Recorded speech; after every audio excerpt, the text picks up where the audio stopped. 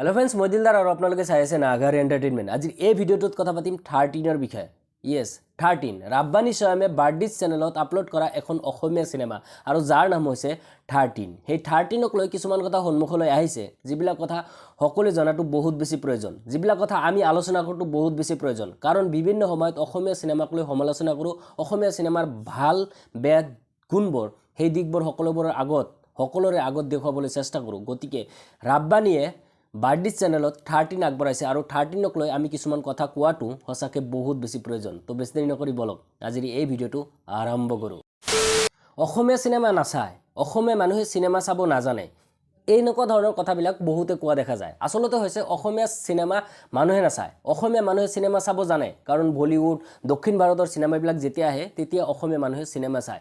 অসমীয়া হল মানে অসমত থকা সকলোবোৰ হল ফুল থাকে, কিন্তু যেতিয়া অসমীয়া সিনেমা আহে তেতিয়া অসমৰ মানুহে অসমীয়া সিনেমা নাচায়। এই কথাবিলাক লৈ বিভিন্ন সময়ত বিভিন্ন ধৰণৰ আলোচনা দেখা পোৱা যায় যে অসমৰ মানুহে অসমীয়া সিনেমাক সাপোৰ্ট নকৰে, আৰু এই কথাটোৰ মই সম্পূৰ্ণ বিৰোধী। কাৰণ অসমীয়া মানুহে অসমীয়া সিনেমাই কিয় চাব, পইচা দি সময় নষ্ট কৰি কিয় এখন ফকতীয়া সিনেমা কিয় চাব? ফকতীয়া সিনেমা যেতিয়া বনায় তেতিয়া অসমৰ মানুহে চাব বুলি আশা কৰাটো সম্পূৰ্ণৰূপে ভুল। এনেকুৱা ধৰণে অসমত বিভিন্ন সময়ত বিভিন্ন মুভিবিলাক আহিছে, বিভিন্ন ধৰণে প্ৰচাৰ কৰিছে, কিন্তু ৰাইজে যেতিয়া সিনেমা হলত যায় আৰু যোৱাৰ পিছত যেতিয়া এটা ফকতীয়া সিনেমা দেখা পায় তেতিয়া আকৌ এবাৰ অসমীয়া সিনেমাৰ প্ৰতি যি বিশ্বাস যে আকৌ এবাৰ ভাল দিন আহিব, সেই বিশ্বাসবিলাক সম্পূৰ্ণৰূপে গুচি যায়। আৰু সেই কথাটো বাৰে বাৰে এনেকুৱা ধৰণে পুনৰাবৃত্তি হৈ আছে। এনেকুৱা নহয় যে অসমীয়া ভাল সিনেমা নাই, এইটো ভুল কোৱা হ'ব যে অসমীয়া ভাল সিনেমা নাই, এইটো ভুল। কিন্তু অসমীয়া ভাল সিনেমা আহাৰ পিছতো মানুহে নাচায়। কাৰণটো হৈছে অসমীয়া সিনেমাৰ প্ৰতি মানুহৰ ভুল ধাৰণা কিছুমান আছে যে অসমীয়া ভাল সিনেমা নহয়, অসমত ভাল সিনেমা বনাব নোৱাৰে, এনেকুৱা ধৰণৰ ভুল ধাৰণাবিলাক আছে। আৰু তাৰ কাৰণে অসমীয়া ভাল সিনেমাবিলাকো বিভিন্ন সময়তে তল পৰি ৰৈ যায়। আৰু শেহতীয়াকৈ এটা নতুন সিনেমা মানে ফ্ৰীতে চাব পৰা এখন অসমীয়া সিনেমা যাৰ নাম হৈছে 13। ইয়েছ, ৰাব্বানী স্বয়মক নিশ্চয় বহুতে চিনি পায়।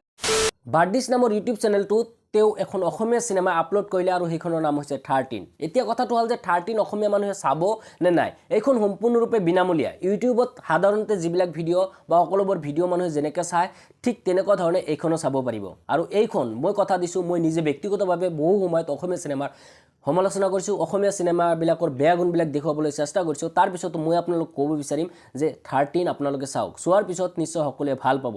বহু হাইপ ক্ৰিয়েট কৰিব ট্ৰাই কৰিছে, বহুত হাইপ ক্ৰিয়েট কৰিছে, বহুত ধৰণৰ প্ৰচাৰ কৰিছে, বিভিন্ন সময়ত বহুত দিনৰ পৰা ৰাব্বানী এই কথাবিলাক প্ৰচাৰ কৰি আহিছে যে 13 আহিব। যোৱা 13 ফেব্ৰুৱাৰী তাৰিখে 13 ফাইনেলি আহি পালে। আৰু এতিয়া কথাটো হৈছে যে এই 13ক লৈ কোনবিলাক কথা সন্মুখত আহিছে। কথাটো হ'ল যে 13 এখন ভাল চিনেমা বনাইছে, ফ্ৰীত চাব পৰা এখন বহুত ভাল চিনেমা। গতিকে ৰাইজে সকলোৱে আদৰি লোৱাটো বহুত বেছি প্ৰয়োজন। সকলোৱে যাওক, কাৰণ ইয়াতে টকা খৰচ নহয়। যদি টকা খৰচ কৰিব লাগিল হয় তেতিয়াহ'লে হয়তো এনেকৈ নক'লো হয়। কাৰণ আপোনালোকে চাওক আৰু চোৱাৰ পিছত তেতিয়াহে অসমীয়া চিনেমাৰ প্ৰতি যি ভুল ধাৰণা আছে যে অসমীয়া ফকতীয়া চিনেমা হয়, সকলোবোৰ অসমীয়া চিনেমাই ফকতীয়া, অসমীয়া মানুহে ভাল চিনেমা বনাব নোৱাৰে, অসমত ভাল চিনেমা হ'ব নোৱাৰে, এনেকুৱা ধৰণৰ ভুল ধাৰণাবিলাক আঁতৰিব। গতিকে মই ভাবোঁ, মই মোৰ ফালৰ পৰা ৰিকমেণ্ড কৰিম যে আপোনালোক সকলোৱে যাওক আৰু বাৰ্ডিছ চেনেলত গৈ ৰাব্বানী 13 নামৰ এই চিনেমাখন চাওক। এতিয়া কথাটো হ'ল যে আৰু কিছুমান বিতৰ্ক আৰু কিছুমান কথা সন্মুখত আহিছে। সেইটো হৈছে আমাৰ অসমতে কিছুমান ফকতীয়া চৰম ফটুৱা আৰু বহুত বেছি ফটুৱা ধৰণৰ মানুহ অসমত থাকে। সেইবিলাক হৈছে যে ইউটিউবত ভিডিঅ'টো আপলোড কৰিলে চিনেমা হলত গৈ চিনেমা চাব লাগে, তাততো পাইৰেচি ফটোৱামি কৰে। গতিকে ইউটিউবত ভিডিঅ'টো আপলোড কৰিলে আৰু তাৰপিছত সেই ভিডিঅ'টো ডাউনলোড কৰি ফেচবুকত আপলোড দিলে। 8 লাখ টকা খৰচ কৰি, ৰাব্বানীয়ে জনোৱা মতে 8 লাখ টকা খৰচ কৰি ইউটিউবত এটা ভিডিঅ' বনালে। প্ৰায় 10 মাহৰ কষ্টৰ বিনিময়ত ইউটিউবত ভিডিঅ'টো আপলোড কৰিলে আৰু আপলোড কৰাৰ পিছতে ফেচবুকত কিছুসংখ্যক মানুহে ডাউনলোড কৰি দিলে। সঁচা কথা মই বুজি নাপাওঁ এই মানুহবিলাকৰ মূৰত আছে কি? এই মানুহবিলাক মানে নহয়, নিজেতো ভাল কাম একো কৰিব নোৱাৰিবই, নিজেতো ফটুৱা হয়ে, বেলেগ কোনোবাই ভাল কাম কৰিলেও সেইবিলাকৰ মানে কেনেকৈ বেয়া কৰিব পাৰি, কেনেকৈ সেইটোক বেয়া বনাব পাৰি, সেইটোৰ ধান্দাতে থাকে। গতিকে তেওঁলোকক মানে যিসকলে এনেকুৱা ধৰণৰ ফটোৱামি কৰিছে, মই তেওঁলোকক জাষ্ট এটা কথাই ক'ব বিচাৰিম যে এনেকুৱা ফটোৱামিবিলাক নকৰিব। এনেকুৱা ফটোৱামি কৰিলে কেতিয়া আপোনালোক জেলৰ ভাত খাব লাগিব তাৰ ঠিক নাই। গতিকে এনেকুৱা ফটোৱামিবিলাক কৰিলেই অসমীয়া চিনেমাৰ প্ৰতি যি বিশ্বাস, ৰাব্বানীয়ে হয়তো এনেকুৱা ধৰণে ৰিস্ক লৈছে। জানো ইউটিউবত ময়ো আছোঁ, ইউটিউবত বহুত মানুহ আছে, ইউটিউবৰ পৰা ইমান পইচা নাপায়। 8 লাখ টকা খৰচ কৰি ইউটিউবত ভিডিঅ' এটা বনোৱাৰ পিছত সেই ভিডিঅ'টোৰ পৰা 8 লাখ টকা আশা কৰাটো ভুল।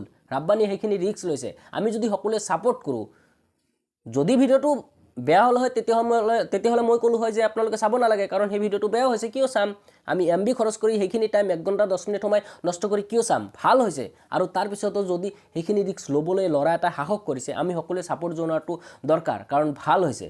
গতিকে মোৰ ফালৰ পৰা জাষ্ট এটা কথাই ক'ব বিচাৰিম যে আপোনালোক সকলোৱে যাওক, চাওক, আৰু যিসকলে ফেচবুক বা বিভিন্ন ছাইটবিলাকত আপলোড কৰিছে তাতে গৈ আপোনালোকে ৰিপৰ্ট মাৰক, আৰু তাতে কমেণ্টত জনাওক, কমেণ্টত কওক, তেওঁলোকক ৰিপৰ্ট মাৰি তেওঁলোকক মেছেজ কৰি কওক যে এনেকুৱা ধৰণৰ ফটোআমিবিলাক নকৰিব। আৰু যদি কোনোবাই এনেকুৱা ধৰণৰ ফটোআমি কৰে তেতিয়াহ'লে প্লিজ নকৰিব। আজিৰ এই ভিডিঅ'টোৰ জৰিয়তে কি ক'ব বিচাৰিছোঁ নিশ্চয় আপোনালোকে বুজিব পাৰিছে। যদি ভিডিঅ'টো ভাল লাগে আৰু আপুনি মোৰ কথাত একমত হয় তেতিয়াহ'লে প্লিজ ভিডিঅ'টো লাইক কৰি নাপাহৰিব, বেয়া লাগিলে ডিছলাইক কৰক, ন' প্ৰব্লেম। আৰু আপুনি কি বিচাৰে কথাবিলাক, মানে কি ক'ব বিচাৰে কথাবিলাক কমেণ্টত জনাবলৈ নাপাহৰিব। ভিডিঅ'টো সকলোলৈ শ্বেয়াৰ কৰি দিয়ক যাতে সেইবিলাক মানুহৰ চকুত পৰে, আৰু যিবিলাক অসমীয়া চিনেমা, মানে সকলোবোৰ অসমীয়া চিনেমাই বেয়া এনেকুৱা ধৰণে ক'ব বিচাৰে তেওঁলোকৰ চকুতো যাতে পৰে। আৰু যদি আপুনি নতুনকৈ আহিছে মোৰ চেনেলটোত, মোৰ এই চেহেৰাটো প্ৰথমবাৰৰ কাৰণে দেখিছে, তেতিয়াহ'লে চেনেলটো ছাবস্ক্ৰাইব কৰি নাপাহৰিব। Till then tata bye.